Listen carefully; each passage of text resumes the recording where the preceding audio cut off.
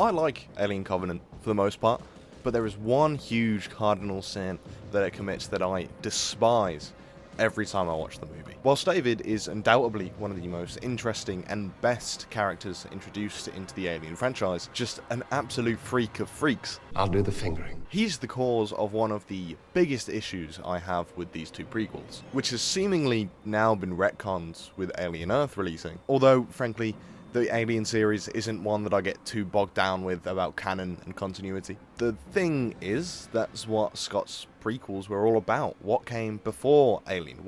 How did we get there? Prometheus and Covenant are all about canon, in a way. It's a huge expansion of lore in the biggest way. So it's ingrained in the DNA of these two films, all about what came before the Alien and how did we get there, whilst exploring existential themes about life and death and creation, amongst many other things. And if I look really uncomfortable right now, it's because I sprained my foot. I'm currently on crutches, but the grind doesn't stop. Yeah, you don't get to see that for free though.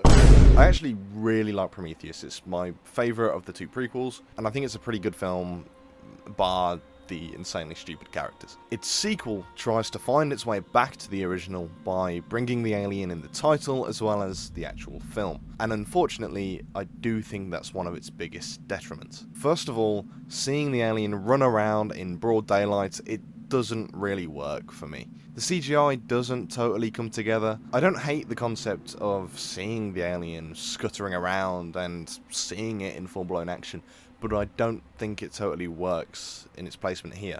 And frankly, it lessens the fear of the xenomorph. This isn't to say that you can't do a running xenomorph, because I think Alien Earth is doing it really well. We've got to see it do some actual big action set pieces in these episodes, and is highly effective at it. And even in Aliens, let the xenomorphs be much more agile and move much more freely in an effective manner. But I think why it doesn't work so well in Covenant is because, for as good as the kind of sequence with it on the ship as they're trying to get off this planet is pretty good, it feels like a forced bridge between the Prometheus storyline and the original film. And so with that forced, rushed nature of trying to catch up events to the original film, the birth of the first ever xenomorph comes from David.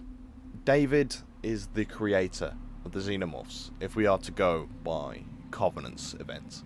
Now, I feel there is a variety of ways you can still have these films exist, whilst also not really touching them. Like, I still take Alien Earth to be official canon, as well as the prequel, despite the fact that it kind of retcons this. But I think there's a specific moment that really lets this film down for me, and lets that connection totally go up in flames. Why is it underwhelming from a story and thematic perspective as well? And why does it fail as an attempted twist reveal to connect back to the aliens that we know? Take a look. Something to see. The oldest rule in the book: don't overshow or over-explain, especially when it comes to horror. Horror is always going to be infinitely more frightening in our heads than whatever you can slap on the screen in front of us. And such a huge positive to Alien was the minimal screen time that it really had, and it was really presented as this mysterious figure on the ship and its connection to this nest underneath on the planet. It's awesomely terrifying because we don't really know what this planet was, what that ship was, or anything. And I can live with the revelations in Prometheus that the ship is from these engineers and what they are, because I think it's suitably interesting and new, whilst leaving plenty of space to fill in some gaps ourselves, and it doesn't overwrite anything that was established prior to Prometheus. The same cannot be said for Covenant though. I don't think the origin of the xenomorph is something we should have ever really seen, so there's an immediate backstep. I will serve you, yet you are human. You will die. I will not. But the big twist in Covenant is that David is the one who created them. After becoming an insane scientist whilst marooned on this planet and continuing crazy experiments from the creatures spawned and discovered in the last movie. David is such an interesting character, being an android embedded with too much knowledge and too much self-control and too much creativity, leading to him being able to act pretty much on his own accord throughout Prometheus, and that's how this all comes to a head.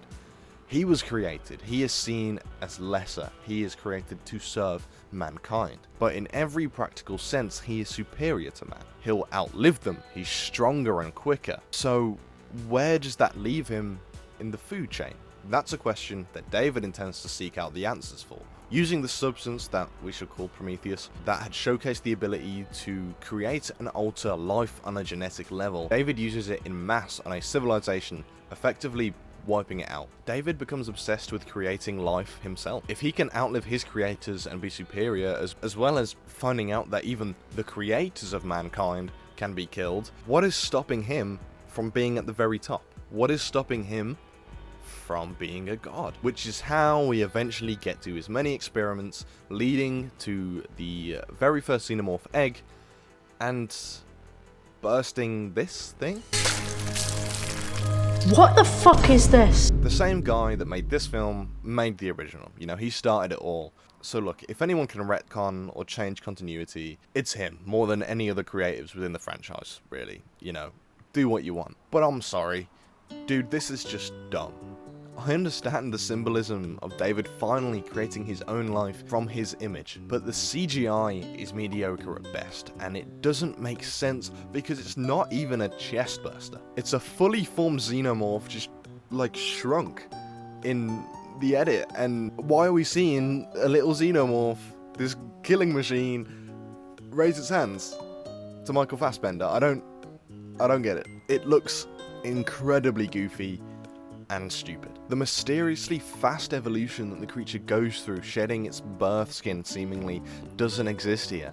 And so not only do we have a case of showing too much backstory, but it doesn't even make sense within the continuity of the franchise. It's fucking ridiculous, and the scene tries to have this emotional weight to it, but it doesn't have any weight at all, practically or emotionally for me. This scene, in my opinion, should have been executed with much more of a horrific tone.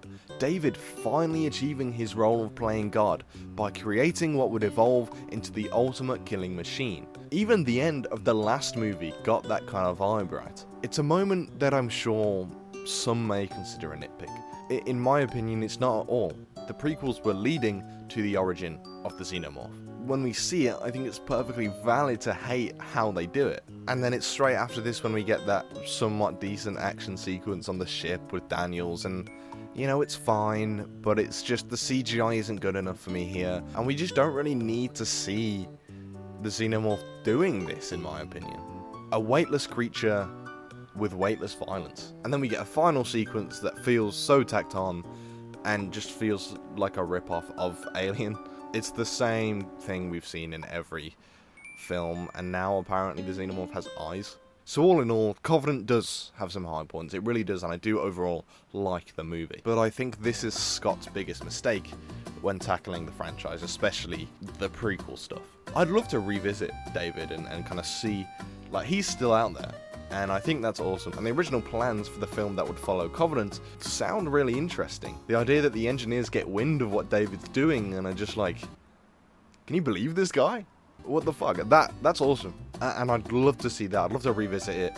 Love to revisit David on that colony ship, who is now doing some very evil shenanigans we can only imagine. I think that could make a great culmination of all the different sides of the Alien universe we've now seen. Whether we ever get that, I don't know. I think another one of Covenant's big detriments is that it doesn't feel anywhere near as fresh as Prometheus did. A lot of the things I love about Prometheus is that it is doing new, interesting things and pushing the franchise out of the box. And whilst, yeah, it wasn't perfect, I still think it's pretty good. But as for someone who tries to see all of this as canon, even with the new Alien Earth, I'm perfectly happy to chalk this up as being like a close cousin to the Xenomorph.